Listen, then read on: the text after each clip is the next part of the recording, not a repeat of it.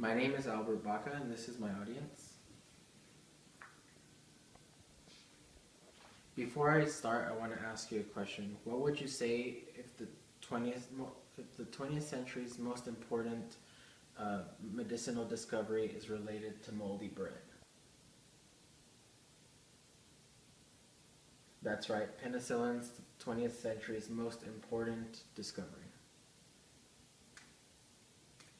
It goes without saying that penicillin is something that everybody has heard about at one point in their lives. Medicine is the first thing that jumps into a person's mind, and bacteria is not one of them. That is precisely what penicillin is, a form of bacteria, and more precisely, a form of fungus. Penicillin is essential in the prevention and treatment of bacterial infections. Although there are several types, amoxicillin, ampicillin, fluoxacillin, to name a few, they all stem from the same basic fungus called Penicillium fungi. According to Mike Paddock, our immune system is usually enough to destroy harmful bacteria, as we have white blood cells that attack them before they multiply. Even if symptoms do occur, our immune systems can usually fight off the infection itself. Nevertheless, there are instances in where our bodies are overwhelmed, and that's where antibiotics come in. Alexander Fleming, the famous bacteriologist, is the man credited for discovering penicillin. It was in 1928 that he was studying Staphylococci, a bacteria, on agar plates. When he went out of town on an extended vacation, he came back to find that he had left them open and exposed to the air and found that they all had mold growing from them. Upon closer examination, he found that he could not ignore it, and that it was actually a mold that was beneficial to his research and finding a way to combat bacteria within the body. APBIschools.org says it is common mold that may have grown happily on a slice of bread had landed on Alexander Fleming's plate. A stroke of luck that saved millions of lives. Rather than discard, he chose to pay attention and saw potential in this bacteria, only to later abandon his discovery. It wasn't till later that two scientists working together developed what is now penicillin, and that is Ernest Chain and Howard Florey. By 1940, they had the medicine being produced, granted in small quantities for public use. The way that penicillin works is by interfering with the development of the infectious cell wall. Weakened by penicillin, when the bacteria grows, eventually the cell wall breaks on itself and the infectious cell dies. Without the discovery of the mold-killing bacteria, the human race would not stand a chance against powerful infections such as E. coli, or even simple infections such as that you would get when you have a cut or scrape.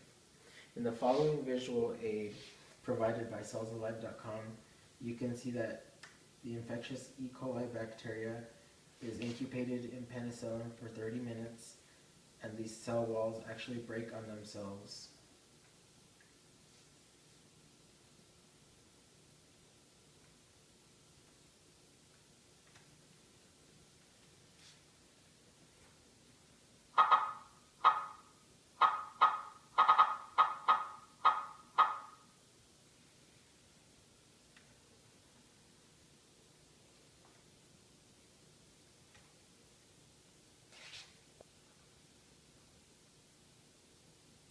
Although penicillin has been around since the early 1940s, it is still relatively new to the world of medicine. Mold has always been understood by ancient civilizations. Although it was far more rudimentary, they used it in certain ways, such as using packing dirt into wounds or cuts to prevent infection, or as well as to treat infections, as well as they also had other utilizations of the fungi itself.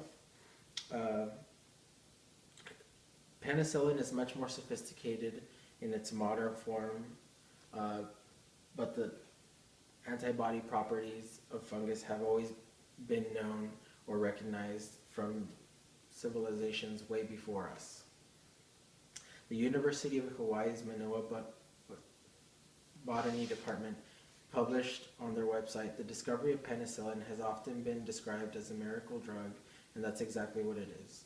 Prior to the discovery of penicillin, death could occur in wounds that became infected from disease such as strep throat, venereal diseases such as syphilis, gonorrhea, and it was a much more serious issue than it is today.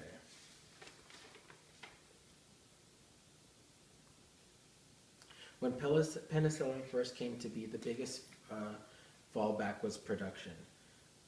They could not produce it fast enough to save lives. However, as time has gone by and science has advanced methods for creating the life-saving antibodies, costs have gone down. Penicillin is sold in units, a standardized form of measurement used to indicate the amount within the medicine. According to clickamericana.com, when it was just seeing the light of day, it was rather expensive, costing as much as $20 for 1 million units. While that may not seem like much, take into account that common infections take 1 to 2 million units to treat successfully.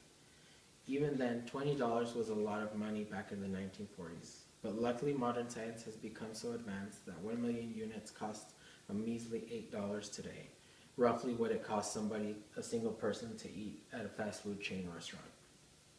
This alone leads me to believe that penicillin is the single most important medicinal discovery of the 20th century.